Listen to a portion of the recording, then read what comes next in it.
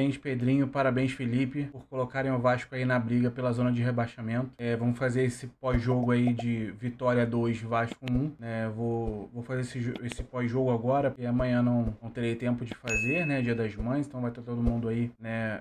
Comemorando com suas mães, né? Acho que ainda tem, né? Então, antes de tudo, desejar feliz Dia das Mães a todas as mães, principalmente as vascaínas. Vamos para esse pós-jogo. Mais um jogo horroroso do Vasco, mais uma humilhação, né? Não foi tanto quanto o Porto Cabejo. O adversário estava jogando em casa e é um adversário mais forte que o Porto Cabejo, mas o Vasco com um a mais, né? O Vitória com um a menos, ele não consegue competir fisicamente contra o Vitória. É um time que fisicamente é muito fraco. O Fabri deitou e rolou nas costas do Piton, do Luiz Gustavo, ali na lateral, com o Nuno, com o Felipe Coutinho, enfim, qualquer um que estivesse ali, o Fábio passava. O Vasco também agora, ele inaugurou, eu acho que a zona de gols de lei do ex, né? Então, tomou 2 gols do Pedro Raul, tomou 2 gols agora do Renato Kaiser. Um jogo de fato ridículo do Vasco. O Vasco estava com um a mais durante boa parte, né, pelo menos metade ali do primeiro tempo, mais um pouquinho da metade do primeiro tempo, na verdade, e o segundo tempo inteiro, e ele perdeu fisicamente pro time do Vitória, com um a menos. Vai explicar o quê? Eu nem vi a coletiva ainda do Felipe, eu tô gravando esse vídeo exatamente no momento que o jogo acabou,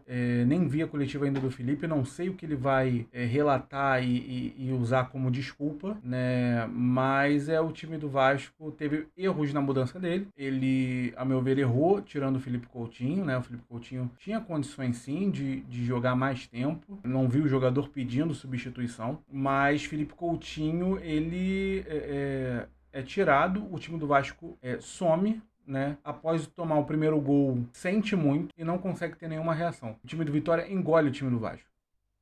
O Carpini engoliu taticamente o Felipe.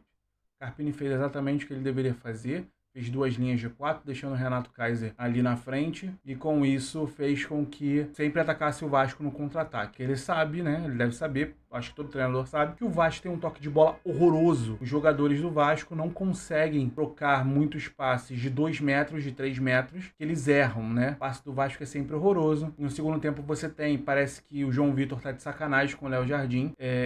O Léo Jardim toca pra ele toca de volta pro Léo Jardim novamente toca pra ele toca pro Léo Jardim e fica nisso até alguém aparecer. Né? Ele não tem a iniciativa de tocar pra ninguém, além de recuar a bola pro Léo Jardim. O Lloyd, cara, impressionante, o Lloyd ele só fez aquele jogo contra o Palmeiras, mais nada. O Lloyd é um cara que erra um passe dentro da área porque ele quer fazer graça, ele acha que ele é o Ronaldinho Gaúcho, então ele toca a bola olhando pro outro lado, né? Então ele perde a bola, ele toca errado dentro da área ali, se não me engano era o Nuno que estava adentrando a área ali, a pequena área ali do Vitória, e no outro lance, no lateral, ele quer dar um toque de letra, e ele perde a bola, e a bola sai em lateral pro Vitória. Pouco tempo depois, a Vitória atropela o Vasco, né? Tanto é que o Verratti vai cobrar ele, né? Há uma discussão ali dos jogadores do Vasco, e a gente vê, se não me engano, o João Vitor pede pro Verratti parar, porque o Verratti tá cobrando o Lloyd, né, dentro da área ali, quando a jogada do Vitória. É um jogador que é o artista, né? Só que alguém tem que avisar para ele que ele não é Ronaldinho Gaúcho e nem tá perto disso, né? Ele é um jogador fraco que o Vasco contratou e que se acha o jogador top mundial. Se ele fosse top mundial, ele estava jogando no Real Madrid, ele estava jogando no Liverpool, ele estava jogando no Manchester City, ele estava jogando no PSG, né? Ele não estava aqui na América do Sul jogando. Então alguém tem que explicar isso para ele, que ele não é esse jogador todo que ele pensa que ele é. E as decisões dele afetam o Vasco dentro de campo, né? As decisões dele afetaram ali, deu contra-ataque pro Vitória, né? Deu um ataque pro Vitória. O Verratti tá certo em cobrar dele. O Vasco toma uma virada, né, de um time que está na zona de rebaixamento, de um time que tinha um a menos, e o Vasco simplesmente no segundo tempo ele para de jogar. Ele não tem mais vontade de jogar, é um toque para o lado, um toque para o outro, não tem pressa em atacar, né? No final do primeiro tempo o Vasco já não tinha pressa, acha que o resultado de 1 a 0 tá bom, segura a bola e nada está acontecendo com o Vasco, né? Está tudo certo. Para esses jogadores está tudo certo dentro de campo, né? Porque eles não têm ímpeto, eles não têm vontade, né? Fica bem claro isso. É um grande desafio para o Fernando Diniz, tá? Talvez seja o maior desafio da carreira do Fernando Diniz, seja esse Vasco, até mesmo do que a primeira passagem dele. Talvez esse Vasco seja mais tenha um desafio ainda maior, porque ele tá com um elenco de jogadores que, cara, não tem como afirmar que eles estão de sacanagem, mas parece, tá? Parece, porque O que eles fizeram hoje em campo, assim, contra o Melgar já foi um absurdo. Hoje, então, com um a mais, o Fábio tava ganhando a corrida do Piton no final do jogo. Cara, você tá com um a mais, cara. E o cara que tá correndo quase o dobro que você ganha uma bola que ele pegou a bola antes do Piton e ganhou na corrida, cara. Não dá para entender. Não dá para entender. Não sei quem é o preparador físico do Vasco, mas ele tem que ser demitido hoje. Não tem como um time desse não ter mais saúde que o outro, mais preparação física do que o Vitória, com um a mais em campo. O Vasco foi um bando em campo no segundo tempo, mais uma vez. O Felipe só faz as mesmas alterações que o Carille faria, né? Não tem uma inovação. Ele coloca o Hugo Moura, né? Que é um jogador que vem falhando, é um jogador que, no caso, não havia necessidade, né? Se ele faz a substituição pelo Tietê, a meu ver, ele já teria, tirando o Paulinho ali, né? Ele faria um bom meio de campo ali, com uma estrutura boa, né? O Tietê tem uma qualidade do passe um pouco melhor, tem um pouco mais de velocidade, mas não, ele põe o Hugo Moura para fazer uma marcação maior com um time que está com um a mais. Eu, sinceramente, não entendi as mudanças do Felipe. Tira o Coutinho, a partir do momento que o Coutinho sai, o Vasco tem zero criatividade.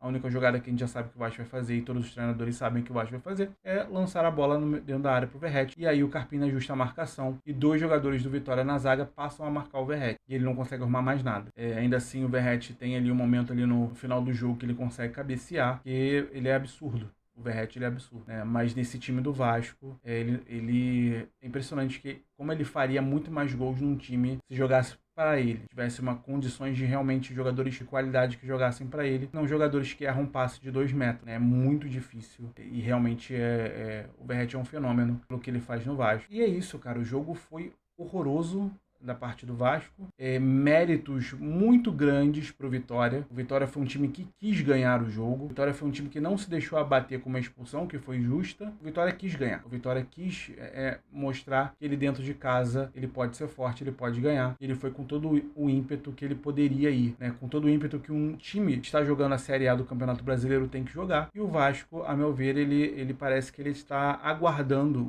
os jogadores do Vasco parece que estão aguardando a pausa pro Mundial de Clubes da FIFA, né? É isso que dá a impressão, que eles não querem mais jogar, eles estão ali talvez fazendo um favor, talvez, né, eles não estejam ganhando em dia, né? Claro que estão. Parece isso, que eles estão fazendo um favor de jogar pelo Vasco, parece que tá tudo bem. A verdade é essa, o único indignado ali é o Verratti, né, nesse time, e parece que tá tudo bem, né? O Vasco, ele perde, não consegue ganhar, e para esses jogadores está tudo bem. Então, assim, Fernando Diniz terá um trabalho imenso para ser feito nesse time. Acho que jogadores têm que ser afastados. Alguns jogadores precisam ser afastados ou pegar longos bancos aí. O Sforza tem que jogar mais. Não entendo porque colocam esse garoto até mesmo fora da escalação do time. O Sforza é um jogador que é destaque, foi destaque em todas as categorias de base da Argentina e é um jogador que não sai pro Vasco.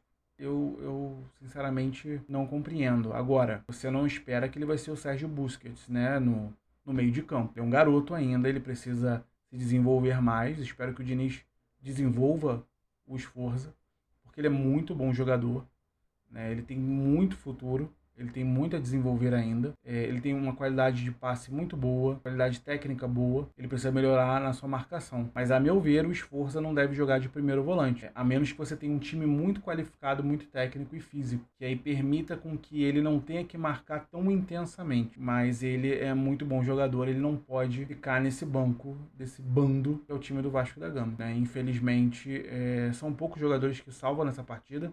Ao meu ver, o Verratti fez o que ele poderia fazer, né? O Felipe Coutinho começou muito mal a partida, mas melhorou um pouco, né? Luiz Gustavo alterou momentos ali, né? Altos e baixos, mas, cara, fora isso, o Vasco foi bem como ele tem sido, né? Fora de casa. Bem patético contra os seus adversários, né? Espero que, mais uma vez, Fernando Diniz consiga ajeitar esse time contra o Lanús. Se não ganhar na Argentina, realmente, eu acho que pode dar adeus à Sul-Americana e pensar em Copa do Brasil e Campeonato Brasileiro apenas. E para se classificar em segundo, para disputar um playoff de um time da Libertadores que está vindo, o Fernando Diniz vai ter que fazer mágica com esse elenco, tá bom? Então, diz aí o que você achou desse jogo horroroso do Vasco da Gama e o que você espera para o Diniz, o que ele já pode ir preparando e fazendo contra o Lanús, pelo menos taticamente pensando contra o Lanús lá na Argentina, tá bom? Um forte abraço a todos, mais uma vez, feliz Dia das Mães. a todas as mães e principalmente as vascaínas. Sempre Vasco.